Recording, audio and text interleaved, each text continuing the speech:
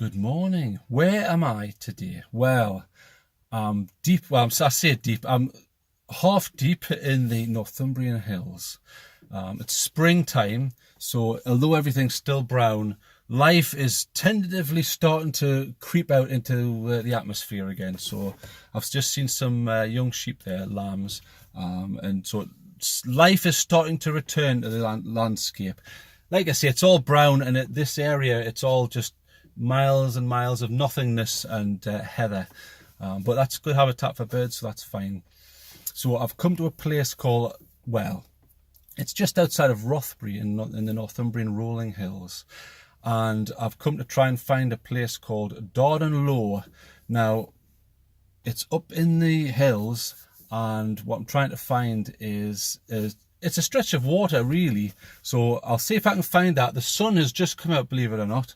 And I can see a tractor in the rear view mirror there, so I'm not sure what he's up to. But it's nice to see the farmers out and all the sheep running around, and life is starting to return. So I'm able to get further into the mountains here, because during the winter it's hard going, and to do that and film is tough. It's hard going, plodging through stuff. So I'm expecting it to be quite wet and muddy today, but that doesn't bother me too much as long as I can get a grip. I've got Gore-Tex sneakers on today, so I should be okay. So let's see what we can find. And a question: would people be interested in me having a quick talk over some of the equipment that I use? Some people may be interested, some may not. Just let me know in the comments there. Because obviously there's different stuff I use. I've got Gore-Tex stuff, but I only use that in certain circumstances. Different footwear, soft shells, hard shells, fleeces and things like that. And here, listen, here comes this farmer. Hear that? Hey, yeah, just giving him a wave there. He had a tab in the mouth. Hey, like that. Now, looking at the back of that tractor, it looks like he's delivering food, because he's got the spikes on, and they're used to put the, we call them the sausage rolls. It's just the bottom of the, it's the hay. So it looks like he's delivering food for the animals. Probably he won't have to keep doing that as the grass starts to flourish again, because it's coming back into the growing season. Alright, so back to the question. Would people be interested in that? I mean, I've got a boot full of stuff that I keep just in case, but I don't want people getting bored. You know, here's me going, look at this zip, and if you pull that and then the zip goes left a bit. Are you interested? Maybe you are, maybe you won't. I mean, I know a lot of people are interested in the flashlight reviews that I do, but there you go. Right then, so I'm going to have a little drink, because I'm quite thirsty today, and it's probably only about a 5 miler today, but it's all about the sweeping views of the valleys and the hills. So I'll see what I can find. Unfortunately, it looks like visibility is slightly limited. There's a bit of a haze. I think that's just literally to do with the amount of water. Everything's wet. And over there it says unexploded mines, which is a bit worrying, but careful where you stand. Right, it's time to hit the map, because we need to do a recce and I need to check the weather. Right, where's this map? Let's hit maps. And there, so I'm parked at the side of, is this the A or the B? That's a B road, B634, just outside of Rothbury, and we are in, there's grassless burn, and then we are near to the rolling hills of the Northumberland National Park. Right, so that's where we are, but let's change to satellite view. That's better. Right, now what I'm looking for, is that it there? Yes. Right, now bear in mind the scale there, so that small line at the bottom is 1 kilometre. So essentially what I want to do is, and it sounds simple, but it's not necessarily that simple. I want to get from where I am, I want to go across the water and up, and sort of like that. And then I think probably up there is a trigonometry point. And then I think you can go down something like that. So that's the planned route anyway. So that's just a plan. So that should be okay. Up into the water. Couldn't be more simpler than that. So let's check this out. Now it looks quite big, doesn't it? Darden lough. And you can see there's small tracks where people or animals have used them. Is that a double track? That's probably vehicles. And in that area is a trigonometry point, which you may not be able to see on this map. Is that it there? hard to say. But I'll see what I can find when I get up there. And then just back. Now, it looks quite bare, doesn't it? Because it's all heather. And it may be, but it's quite quiet today. And I just want an easy walk. Just about 5 or 6 miles will do. It's a nice area. Very nice area. You can see it's all lovely hills. Right, come on, let's get on with it.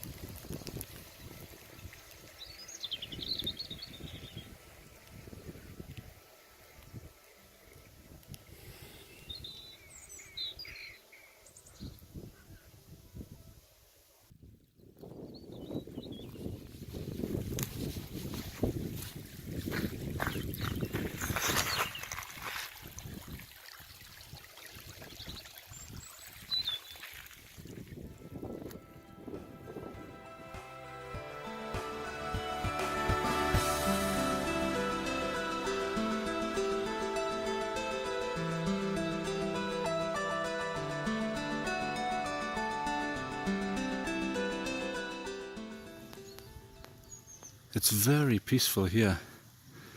You've got a lazy sun rising there and a little stream going past. And look at this tree. Look at the size of this lichen. Look, it's almost like a sea sponge. That is massive.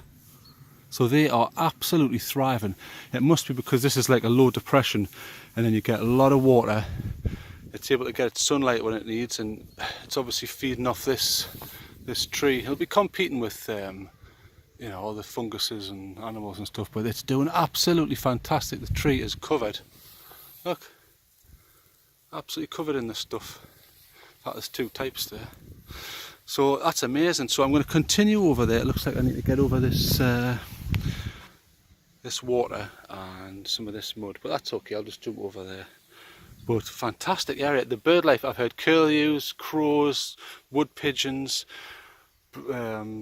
everything. Unbelievable. So well worth a visit so far.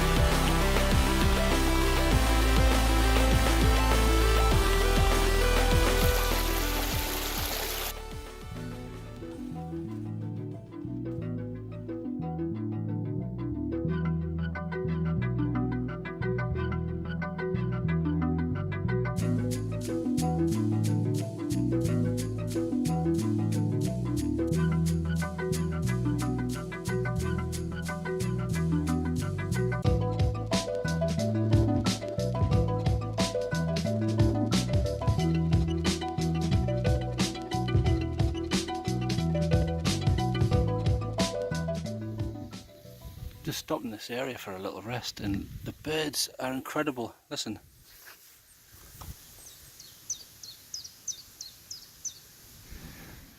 So I'm being serenaded by bird song. I can hear the babbling brook behind me. And look what I found, all the sphagnum moss. It's amazing stuff. you ever feel it? It almost feels like almost Velcro-y. I'll just take a little bit. I don't want to knock the plant. But it's amazing stuff. Looks so simple, but it's amazing. You can absorb water and you use it for wounds and all sorts of things. It's incredible. I like to see it. It's funny, you always find this sort of stuff when you go looking for somewhere to take a pee. It always seems to be in these little nooks and crannies. But beautiful here. Not a single person around. Rolling hills, peace and quiet, bird song and water in the background there. So I'm going to keep heading up past what looks like a Scots pine. Doesn't look bare enough to be a Scots pine unless they're just doing really well and thriving here, but head up there to that first elevation and see what we've got. And believe it or not, the sun is still out. See, mark that in your diary, once a year. Although, you know, it's not been too bad. I mean, we had loads of snow, but it could have been worse. You know, I'm not going to whinge too much. But that's us Brits, we'll love a whinge about the weather. So let's continue. It's quite rocky, this section. And the whole lot's wet, but I'll just keep going. Beautiful here.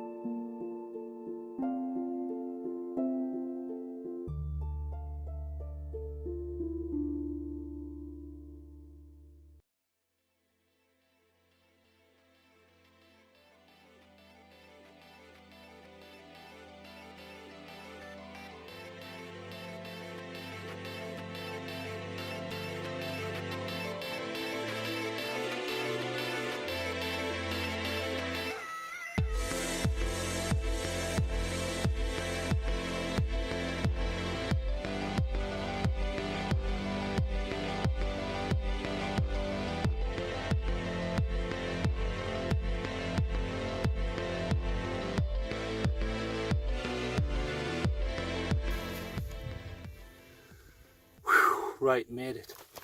Now, I haven't filmed that much coming up because it's been extremely difficult going. So the heather has grown over the path, so you're constantly, it's like walking through treacle. And on top of that, it's some areas are ankle high mud, so you've got to be specific to where you're putting your feet. I mean, you learn over time, especially with heather, you need to step in the direction of the growth and things like that, but it's still very, very difficult going. So I'll show you a view and I'll cut the sound out because it's very windy up here, so if you give me a second.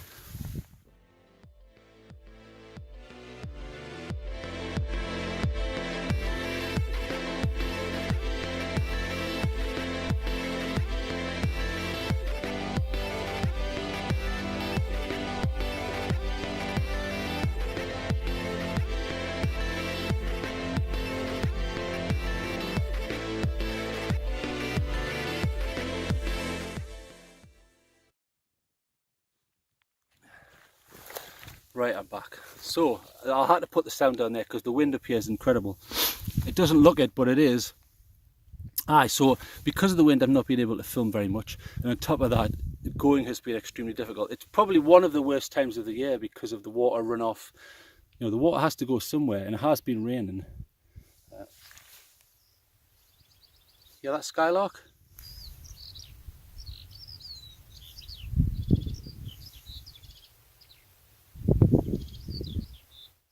Incredible. Yeah, so hard going for about 45 minutes, very, very difficult. Had to take most of my clothes off, I was sweating that much, but I've climbed all the way at the top. I wouldn't recommend it unless you have full boots. I can get away with these because I'm quite nimble with the jumps and things like that, but not recommended. Summer, but then of course the problem is if you come in summer you get all the flies, so do you want to get soaked or bitten? There's your choices, but it's still good fun. So very difficult climb, and then eventually the sun came out just as I saw the water there. Darden Lorde just down there, fantastic. And then the little skylarks have been singing right up here, which has cheered me up a bit there. But look at the cloud formations, they're fantastic. Very, very picturesque. So I'm going to have something to eat, do a cheeky little time lapse, and you know what? I've not seen one solitary human being. Not one. All I did see was to the east, right in the distance, and I filmed it, but I'm using digital zoom, so you're probably not going to see it very much. I will enhance it slightly. Was a deer, and it was because it wasn't following a track, because obviously I startled it, even though it was about 3/4 of a mile away. The jump to get away, to get through the heather, fantastic. So nice to see that. On the way up, I did see a lot of different scat, deer, rabbit, certain birds. Saw a lot of deer prints. They weren't running or anything, so they don't get hunted up here very much, so they're doing all right. And it's great up here, so I'm going to have something to eat and a little rest because I deserve it. I'll try and film more on the way down, but it's very, very difficult, very wet, and almost treacherous actually if you haven't got your wits about you. But you know, I just roll with the punches. So look at that view.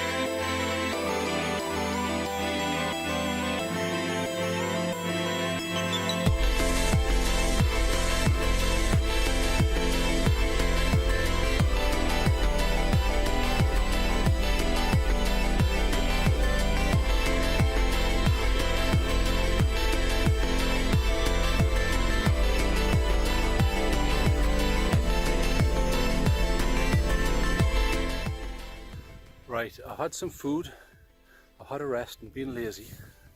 My hat's going up too high there. But temperature's dropping. My hands are cold, but I can deal with that. That's part of life, especially when you're in an exposed position like this. It's to be expected. The only tip I generally use is, you know, as soon as you sit down, overdress, and then as your temperature comes down, that then takes you back to equilibrium. So fantastic views here, absolutely amazing. But I'm going to head down a different route, curving to the left, more towards the west, and then down. So I'm hoping it's easier, because to get here was very, very hard work. Very hard work.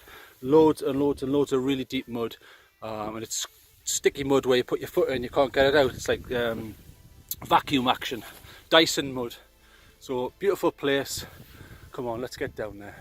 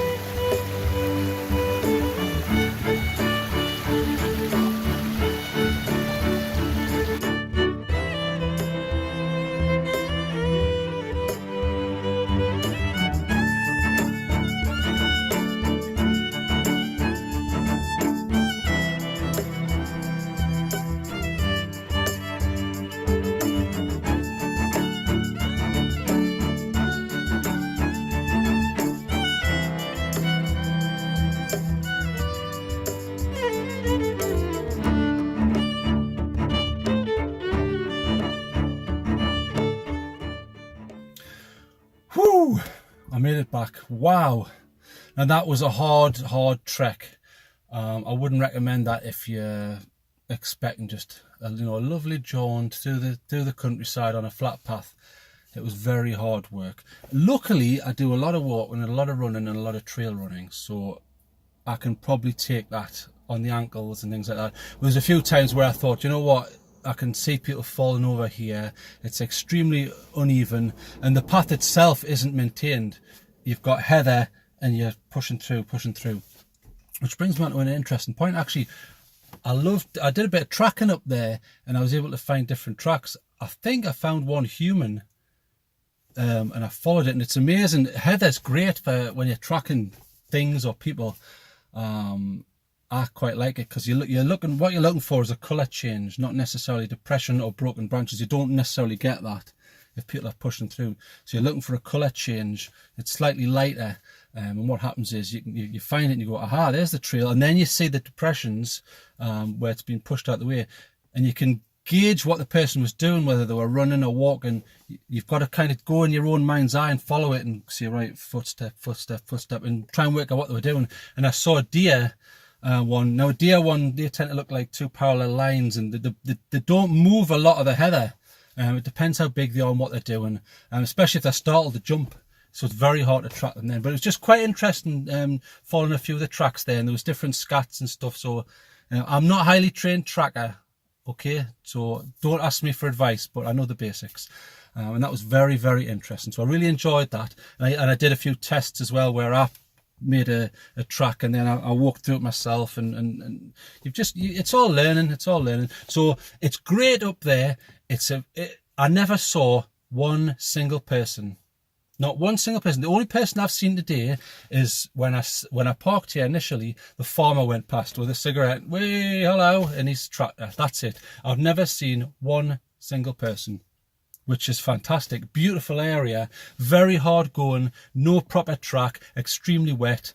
Again, you're going to need a minimum of a Gore-Tex trainer, and I mean minimum, and make sure you're good at walking, because you won't enjoy it otherwise. It'll be too much of a push and you won't enjoy it. And the problem is when the ground's too difficult like that, what happens is you spend too much time looking down and not enough time enjoying the views, which spoils it. I can see what that's spoiling it for people. So I would either do it in the summer or not at all. That would be my advice. Right, so come on, let's get on with this. Marks out of 10. A bit of a mixed bag, because extremely hard going, very, very boggy, very, very wet, poor paths, no paths. You've just got to kind of guess and backtrack and things like that.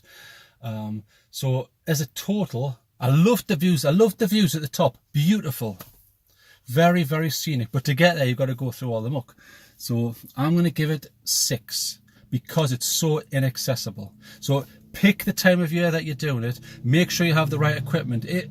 If possible, you need full length boots and Gore-Tex. That'll be just my advice there. I've just seen a human being there. A guy went past on a motorbike. So human beings do exist in this part of the world, so that's nice to see. So I'll give it 6 out of 10. It's worth coming if you're used to walking. If you're not, don't bother. There's other places you can enjoy, such as there's easier routes on the Simonside Hills, for example. So 6 out of 10. I must have a drink because that was hard going. I'm very hot. I had to keep taking clothes off, putting them back on, taking them off, putting them back on. It's just a game you play to keep the temperature regulated. Cheers. Right. So it's time for me to get myself away. But I had a great day, hard going, but I enjoyed it. Loved the views at the top. You can't say it's all about the views, apparently, but there you go. So get yourself out. In fact, I should do it properly. I'll do it properly. Get out! I've got out, so please can you do it? And the reason I always say get out isn't to be cheeky or anything like that. And although I do it in a playful manner, I do it because I want other people to get out and then share that with other people. Because I've said this before and I'll say it again. The channel isn't about me, even though the majority of it is me giving it that. The channel is to show you, look at that. Please go and do it yourself. So if you can do anything, if you think, I want to do TrailTrek a favour, I would ask you to get out, enjoy the countryside, enjoy nature, and take a few pics while you're out and share it with friends and family or social media, whatever, and just say, look, beautiful. I recommend everyone else does that. So I hope you enjoyed this one, and it's time for me to make a move. Let's get out of here.